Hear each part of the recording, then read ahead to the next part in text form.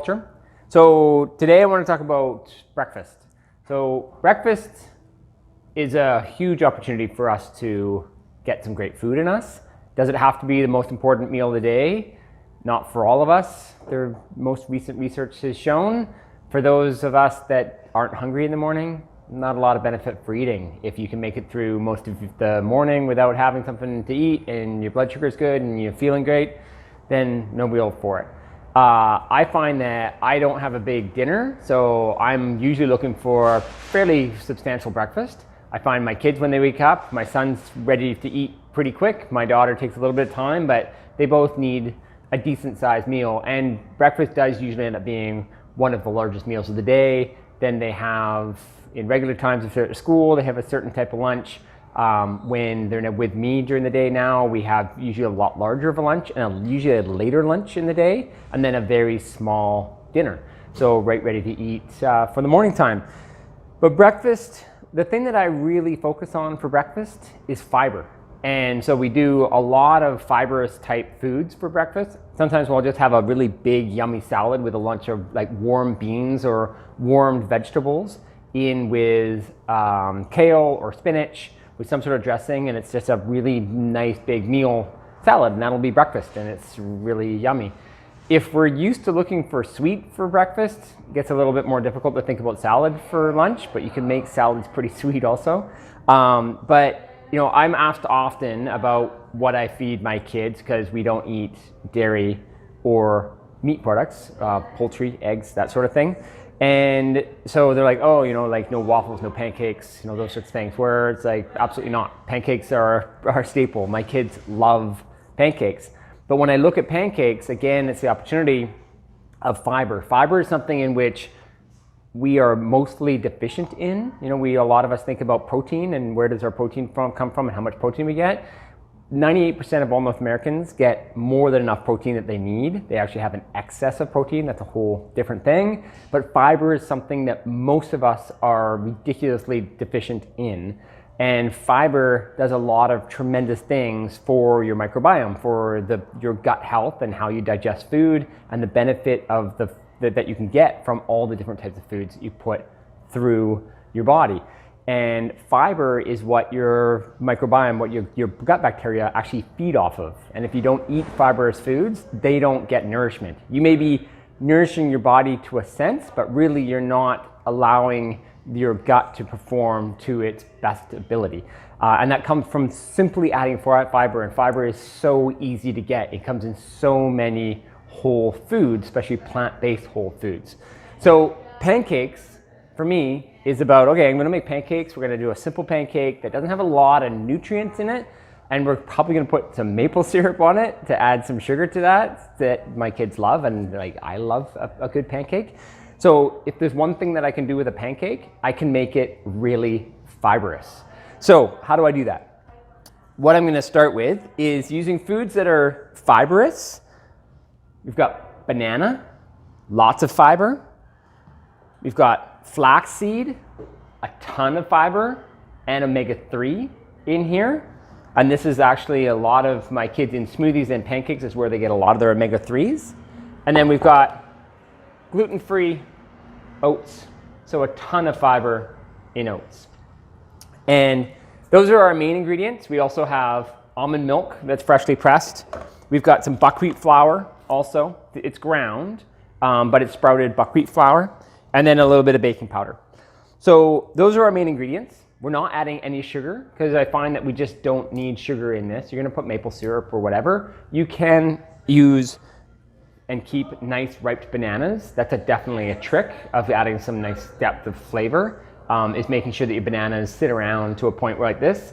When my bananas get to a point where they're too gushy, they just go in the freezer. I use them in smoothies. So we constantly have a large batch of bananas that are ripening and ready to go. So I kind of wing this together all the time. It's not a hard recipe to do. What I'm going to start with is the 2 bananas, of course. So get those guys in there. And I'm using the Vitamix to make this entire batch. So those guys go in. I'm going to put a cup and a half of, these are gluten-free rolled oats. I'm going to put about 2 tablespoons of flax seed. Now you can buy ground flax seed, and that's fine. However, seeds and nuts, they contain a lot of oil. When that oil is exposed to the air, it becomes oxidized, and oxidized oils are not that healthy. So it's always best to either ground your own or put them into the beaker and blend them at the time. And then, so we're going to then use half a cup of buckwheat flour. And in that goes. And then we're gonna put in 2 cups of almond milk. Okay, so that's all gonna go in. Oh, and let's not forget salt. So 1 teaspoon of salt. Okay, so that's all gonna go onto the blender. Okay, and then we're gonna put the lid on the blender, and we're just gonna buzz that up. And the flaxseed will start to congeal quite quickly. So if you find that it's just too thick in there, depending on the thickness and how you actually like your pancakes, we'll talk about that in a sec, you'll just add more almond milk. So on we go. So everything except for the flax seed is blended right now. So what we're doing now is making sure that the flax seed is fully incorporated. And that's gonna take probably around 30 or 40 seconds. These are dark flax seeds, so you can still see bits, and you will, no matter how well you blend it, and that's totally fine. But you wanna make sure that it's got a good blending. And what we'll look at, once this is done, is just how thick this is. And I'll let it go for 40 seconds. Okay, so right now when you look at that, that's got a nice consistency. I would use that, if I was making pancakes like right now, I would use that. But what's gonna happen, as I'm just checking the temperature of the iron surface that we're gonna use, this will thicken up a little bit more. And so I'm just actually gonna keep an eyeball on that. If it thickens up more than I like, I'm going to put in a little bit more almond milk. No matter what, if I was to leave this for about 10 minutes, it would thicken up a lot because of the flax that's in there. And so this is about kind of the speed in which you're taking it to the oven, is how much more moisture you're gonna add in here. The more moisture you add, the more you dilute some of the other flavors like the banana and the salt and that sort of thing. So you might wanna play with that a little bit if you find you're leaving your batter to rest for a long time, but you don't need to with using flax. You actually wanna use it quite quickly. So we're gonna go over to, and you know what I forgot to add? Magic ingredient. I'm gonna put in 1 teaspoon of baking powder. Okay, so what we'll do, just give that a quick buzz.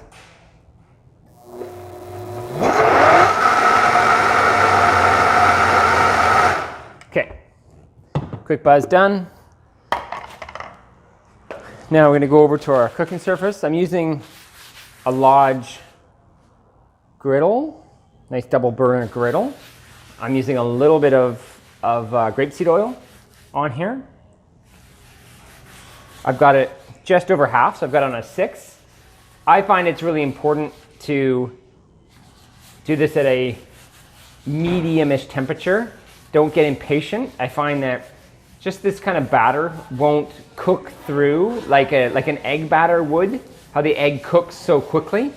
This guy, it cooks a little bit differently, so you want to just be a little bit cautious of cooking it on too high of a temperature, or you're going to have black on the outside and kind of undercooked on the inside, which is never great.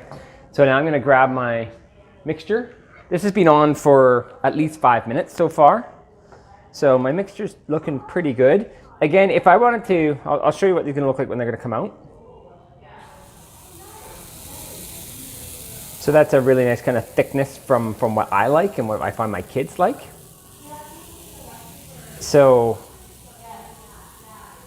if you like them thin, like I have friends of mine that like really thin, like silver dollar style pancakes, which are great.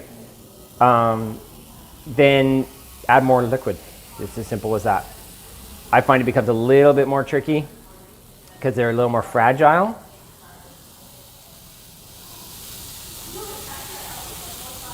But the other advantage of going at a medium temperature here is that everything goes a little bit slower. If we were at a 7 or an 8, that would cook faster, but all of a sudden you go from a cook to a burn really, really quickly. So this part is no different than making regular pancakes. We're starting to look for the formation of bubbles. It's already starting to happen back here, which is great. So we just kind of give them, I don't know, maybe a minute and a half. I never really pay attention to it in time, how long. I really go by look. So these ones, as you can see, they're starting to thicken around the edge here a little bit, and they're starting to bubble. These guys are starting to bubble a little bit more. These ones a little bit less, but they start to kind of cook and round around the corners, and they're not so kind of flat. They start to actually create that pancake sort of roundness to them, and that's a bit of a telltale sign. No different than a regular pancake. So we keep an eye on them and then start to kind of try to see if you can get underneath them and see what's on the other side. So maybe a tiny bit for my son, a tiny bit brown. He likes them when they're even whiter than that, but I don't know, I find there's flavor with that. So that's pretty perfect. And so those are cooking, as you see, just like regular pancakes. So you don't need to put oil into the batter. You don't need to put sugar into the batter. We've got a ton of fiber in these pancakes, and we can then top them with some berries that again are going to have even more fiber. A lot of wonderful food value in the berries. Not a ton within here. Sometimes I'll add apple and cinnamon and make apple cinnamon pancakes. I cut the apples quite fine and add probably at least a full tablespoon of cinnamon, really depending on what you like. For this batter, I probably would have used a tablespoon and a half of cinnamon. Yeah, so we'll let those keep cooking, and then we'll get back to you on the next batch. Okay, so we've got the pancakes off the griddle. They've turned out as expected. They look a lot like pancakes. They're getting dressed right now with some blueberries and some raspberries, and then a little bit of number 3 maple syrup. We usually go for number 3 in our family because it's the darkest and the most flavorful, which is pretty tasty. So we're gonna get into the first bites of these little guys. Okay, remember, not a cup.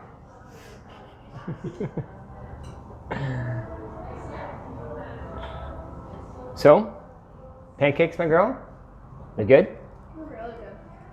Awesome. So, what do you think? You make things much better when you're filming it. Do I? What, better tasting or just prettier? Both.